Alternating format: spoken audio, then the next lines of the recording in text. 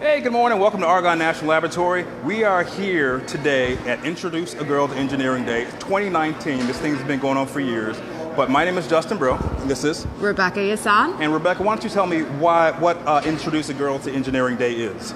Introduce a Girl to Engineering Day is an event that Argonne puts on every year for 8th grade girls, and we engineering to them and all the different ways that they can take classes and all the different types of careers that are available, which was going to lead us into the expo. And what are we going to see in the expo?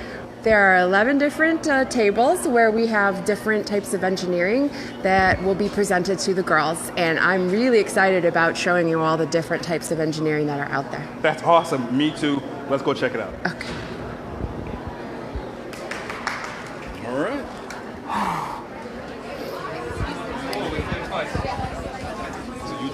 Yeah, typically what we do is, we ask these questions, we think of an answer. Did you press start already? But then we just go. Did you press start already? Okay, awesome. Well, here we have Edward Berry with the Oleo sponge. Ed, can you tell us a little bit about what you're doing? Yeah, right now we're doing a demonstration mixing oil and water, and also just the food coloring. Food coloring is immiscible, it's water soluble, so it doesn't actually spread around in the oil. And we're going to try to mix the two. Would you like to try to mix them? Okay. Yeah, sure.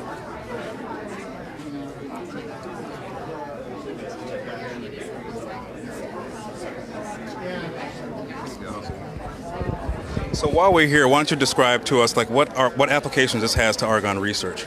We're trying to design a sponge that was reusable, that could be used environmental remediation during an oil spill. And if we have teenage girls watching this, what does remediation mean? To try to clean up during an oil spill. And did we do it? What did we find out here? Well, we found out here that unless you actually mix the two, the water-soluble food coloring dye always stays suspended as droplets within the oil. So you see what you did? I want to see him do the sponge. In order to actually, these droplets actually have to come down. So by mixing it, what you're able to do is actually get the food coloring dispersed in there. Okay? And then what we tried to do is we tried to design a sponge that could only absorb oil. And so you can go to the store, you can buy a sponge. It looks something like this. Okay? And if you drop it on here, you can see that it's kind of boring and nothing happens, right? So this is one of the sponges that we made, and immediately you can see a difference. And the reason that you're actually seeing that is oil can actually reach the interior of the foam. Right, because it's oil soluble. In the same way that you saw that the food coloring didn't spread around in the oil, this thing actually loves oil. So it's absorbing all the oil in there? It is absorbing all the oil. So if your table around, so this is the one that you would buy from the store. What did you study to reach this career? And this is the one that we designed. And you can see that there's considerably more oil absorbed. In order to get here, there's a lot of materials chemistry involved. So my upbringing was physics, and in order to do this, I had to actually learn a decent amount of chemistry. Sure. So it was quite a learning curve. Absolutely. Well, thank you very much, Edward. All right. Well, let us go this way and see what else we can find. Well, right here we have Jennifer Fowler from our cybersecurity division, and she's going to tell us today a little bit about her booth. Jennifer? Hi, Rebecca. Hi, Justin. So this is the cybersecurity booth. We kind of go through some basic cryptography. So in order to help Alice get out of Wonderland, they have to follow the path through, starting with the white rabbit at the top, and that will tell the students where to go. They then have to solve a clock cipher from this piece of paper over here, tell them where to go. They have to solve a Caesar cipher using this cipher wheel here, culminating in picking this lock open, which then kind of finishes the puzzle out. So it kind of gives them a basic understanding of some classic ciphers. And what did you study to get here? I did my degree in genetics for undergraduate, for my undergrad, and then I went into information security for my master's degree at Lewis. So it's important to note, Jennifer, that sometimes the career that you choose or initially choose may lead you somewhere else. Absolutely. When I graduated with my genetics degree, I didn't initially want to go into genetics, so I kind of fumbled a little bit, ended up finding something in a different area. Then I got bored of that, then went to school for information security, and then I finally found, I think, my calling. So I'm really happy, as are my parents. So yeah, it's nice. It's important to kind of try different things. It's all about, I think. Absolutely. So. Well, we're really glad that you're here, Jennifer. Thank you. What else can we find? To the next. Absolutely. Well, this looks pretty interesting. Forensic biology and DNA analysis.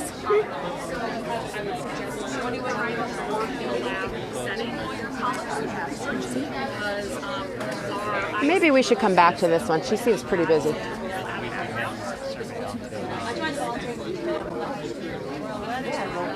There's a lot of people here.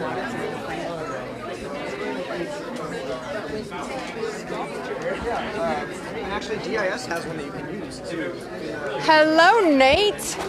You are on Facebook Live and you look terrified. Really? Yes, say hello to everyone. Hello? Everyone, this is Nate Poindexter and he works at Argonne National Laboratory. Can you tell us a little bit about what you have here, Nate? Yes, what we have components that we actually 3D print here on campus. We have two different types of machines here at the campus at APS. We have the larger machine here and we have a smaller machine here. We have two of these type here. And basically what these are just components that we manufacture for prototyping for the APS beamline. Is that it? What else do you use these things for? Well, we use it for sampling different components, making sure that our concept actually fits, function, and works. And it's a cheaper way of saving the company money by prototyping components versus going to send them out to the machine shop and having them manufacture. So there looks like a lot of engineering that goes into There's these. a lot of engineering going in. First, Absolutely. everything has to be converted to a three-dimensional model, and then that model is converted to STL file, and then it is produced, sent to the machine, and where the machine sends a sample out. What type of plastics do you use for these? That's a good question. We use all different type of polymer plastics. So it ranges in up to 21 different types of colors and Wow. different plastics, and so it depends on what the application for the component is. Absolutely. What kind of what did you study, or what kind of background Well, do you have? I do mechanical engineering. Okay. And I'm here at Argonne. I do design work for the APS upgrade. Absolutely. So I've been working for that for the last 4 years. Well, Yeah. that is great, and we are very happy to have you, Nate. I love to be here. This is a great we place love to be having at. you. Great. Nate's here every year. Every year for 9 years now. That's all right. We enjoy having him and learning about everything he has. Thank you, guys. Thank you, Nate. I think we should go check out some liquid nitrogen. So helium makes your voice higher pitched. Sulfur hexafluoride makes it lower pitched. You're on Facebook I'm on Live. Facebook. Hi, Facebook. How's it going? So now Mark's going to pull. We have a balloon filled with sulfur hexafluoride, and Mark froze it in liquid nitrogen, and it causes the sulfur hexafluoride to solidify. So the molecules in there are speeding up, and eventually it'll inflate to the size it was at before. Now I like to play racquetball. That's a real racquetball, right? Okay, she's convinced. All right, so this is made out of rubber. Rubber is ductile, so the molecules in there What does ductile mean? means the long molecules in there can flex and move and bend around each other. But when we freeze one, it becomes brittle. So I'm actually going to ask you to come over here, hold it about the same height as Mark, and on the count of 3, drop it. 1, 2, 3. So yours remained ductile, while his became brittle, and those molecules couldn't flex and move and bend. So that's why it doesn't bounce as high. Now, these are some of our older bananas, but Yeah, can we show everyone on Facebook Live how to break a banana? again, that's a real banana, right? Anybody?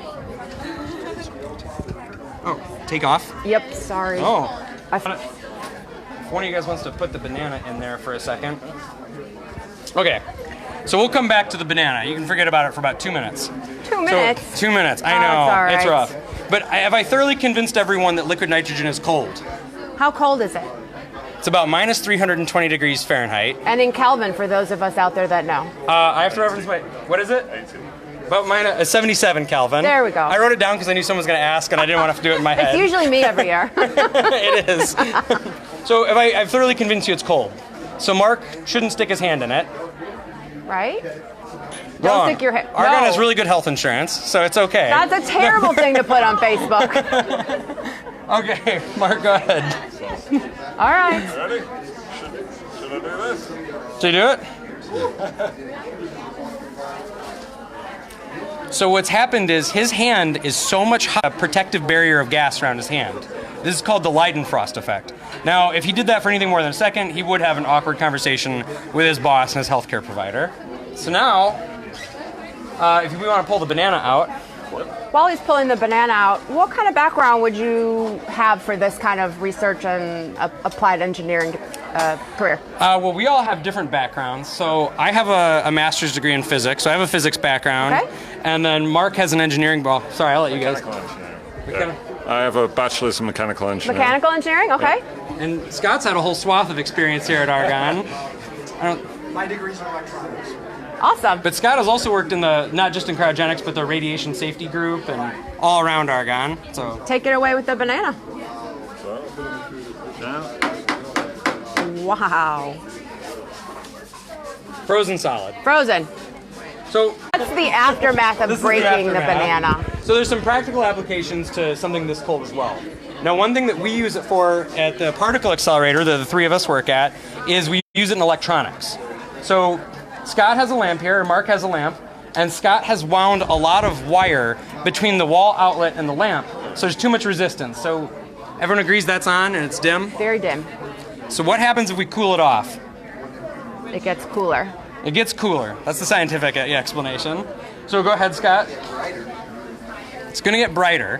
When you decrease the temperature of like the copper wire, the resistance decreases. So we have this equation: voltage equals current times resistance.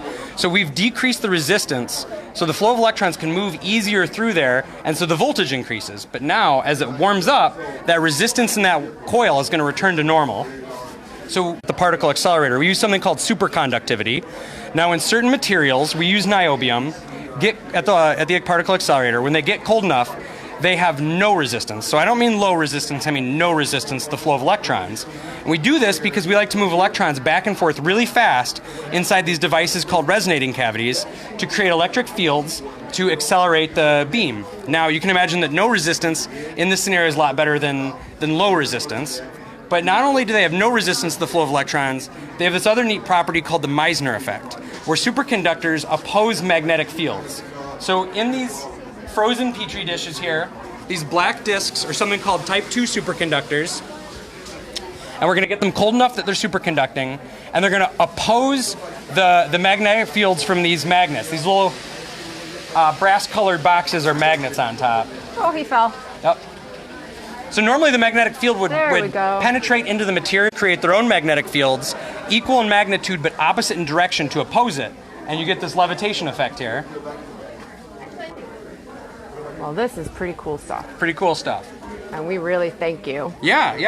You can kind of see it on here, but feel free to come up and take a look. Awesome.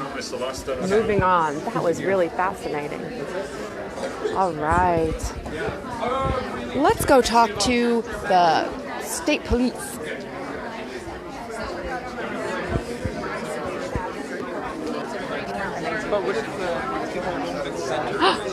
Leslie, we're on Facebook Live, if you don't mind, and we would really appreciate it if you could kind of tell us what you got here. Sure. So I am an Illinois State Police Trooper assigned as a crime scene investigator. We have 25 crime scene investigators in the state of Illinois. I am one of the proud ones, been on a couple of years. And basically my duties, roles, and responsibility is to assist a crime scene activity and basically going out there, identifying evidence, the identification, collection, and preservation of physical evidence. So Very it's just cool. a piece of a puzzle to an investigation, but a very important role. What kind of background did you have to get to this point? Background, so I have my college degree. I have a bachelor's degree, which is required to become an Illinois State Trooper. I have to complete the 6-month academy, graduate from the academy, and then I serve as a patrol officer function. minimum of at least 2 years. And then when Illinois State Police does have a lot of opportunity to do different things, and crime scene was especially in particular very what I was interested in when I joined the state police. So I worked hard, I was proactive, I took a lot of training courses, and I showed that I was very motivated. And then when the application process came about, I was selected proudly, and I've been serving as a crime scene investigator for 2 years. I love what I do. So do you have a lot of science? There's a lot of science going on here. There's science, we have math, and I'm not particularly strong in those, That's okay. Here's the thing, you don't have to be. No, you can have a marketing degree, the state police work just needs that bachelor's under your belt. And basically the state police has the funding to send us crime scene investigators to training constantly. We're training all the time. In addition to our mandatory training. So we're doing footwear, we're doing fingerprint, we're doing blood stain, ballistics, shooting scene reconstruction. We're taking all that talent and we're constantly refreshing our skills and looking for, rapid DNA's coming and being able to fingerprint on scene and things like that, and technology, and being able to use, like an application to document my crime scene paperless. So we have a lot of great technology. Take a look at all the cool stuff she's got on her table here. Explain to us what we're looking at. Yell a 10-minute. Should I go get it? Yeah, I know. Just quietly tell people 10 minutes right now. I can't do it. Oh. Should I have to? Well, there's no bacteria that dry. And basically we have a label that demonstrates the item that we recovered, the location of where it was recovered, and the date in which it was recovered. And so we seal it. We have an integrity seal, because chain of custody is important. And I document with my case number, my initial, my ID number, and the date of collection. And then that stays in evidence until all the case plays out into the court system. So evidence, so my role and responsibility is very important to the investigation. What are we looking at over here? So we have Lincoln. For instance, is a fun one to show you.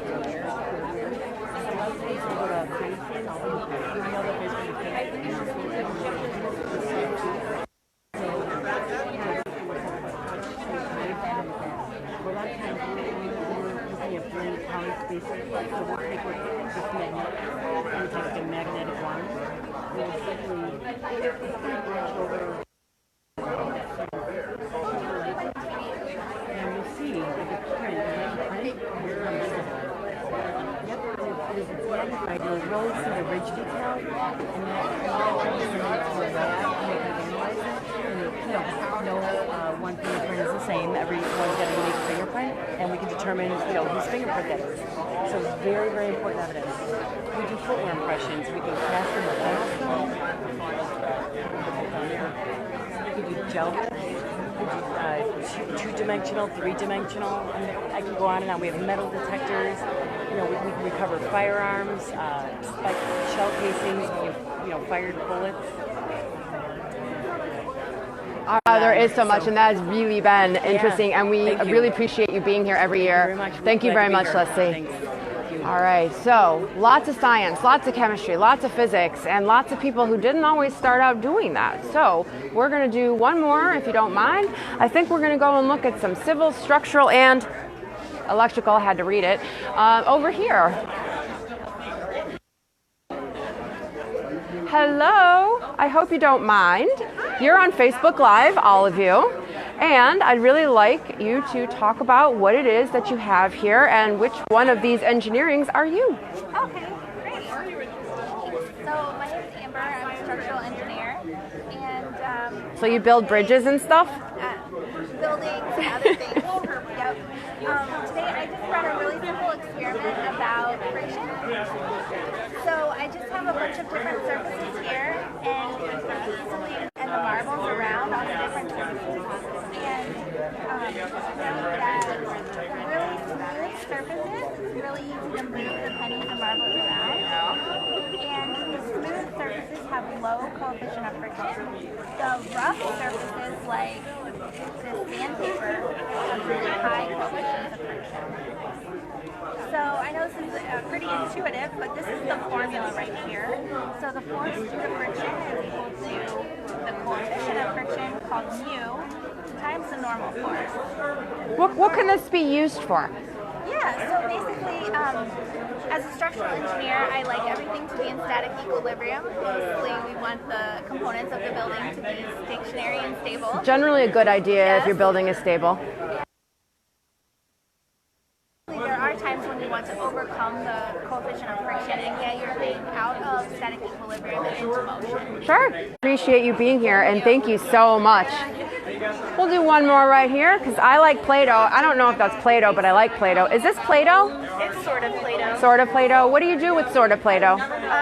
This sort of Play-Doh is conductive, and this is more like a clay. It's a lot harder, but Can you buy it at Toys R Us at all? I don't know. You can buy it somewhere. It's called Squishy Circuit. Oh, cool.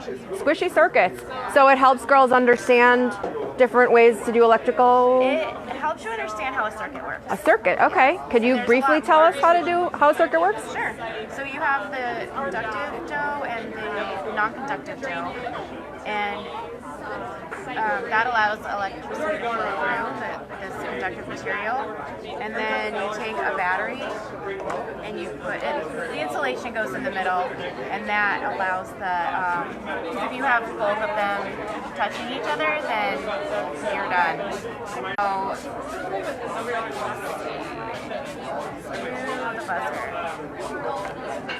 So this is just completing a circuit. So you've got your positive and negative in here. Woo! And then I've got those two.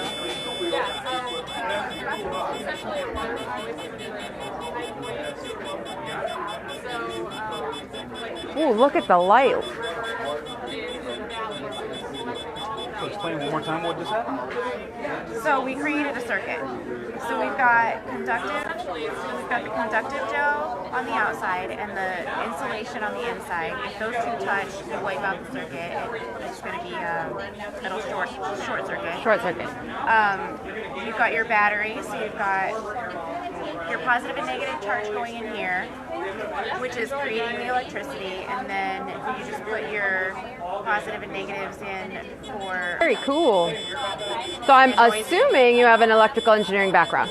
Yes, electrical engineer. Electrical engineer? And what my job is mostly building buildings like this. Power and the whole electrical system in a building like this. Absolutely. So most of my background revolves in doing all of the mechanical aspects of building a building, ductwork, piping. So we have to work very close together. The MEP department. That's right. What did you say? MEP department. Yes, MEP. Sorry. Okay, last one real quick. We're going to have Chelsea wrap up this expo for us, and she's going to talk about, I'm assuming, hold on, civil. Engineering. There you go. I'm a civil engineer. Today we brought a little demonstration for the girls to build a watershed and see how the different landforms... What's a watershed? So a watershed is your full land, air, water body. That was kind of clear. So if you have mountainous areas, if you have low valleys, if you have plateaus, all of those things are working together in your watershed. And your water is going to drain from your highest points to your lowest points and typically form a creek bed or go to the ocean or some other low-lying wet area. So like Lake Michigan? Exactly. Okay. Yep. We don't have a lot of oceans. Yes. So the last group that was here built a couple of mountainous areas. They have sort of like a plateau at the top of the mountain here. And we've just draped it all. And then if we demonstrate some rain here, they can observe the direction of water flow, the drainage patterns, and that gives them a little bit of idea into how civil engineers analyze drainage, where they decide to build, what they have to do to sort of account for the different low points. Exactly. Absolutely. So everyone that's at this table has to work. Thank you very much, Chelsea. Really appreciate it. So everyone here together has to work together. You have the civil, the structural, the electrical, and even me, the mechanical, and we all work together to build things, and I really appreciate your time and attention today, and I hope to see you soon.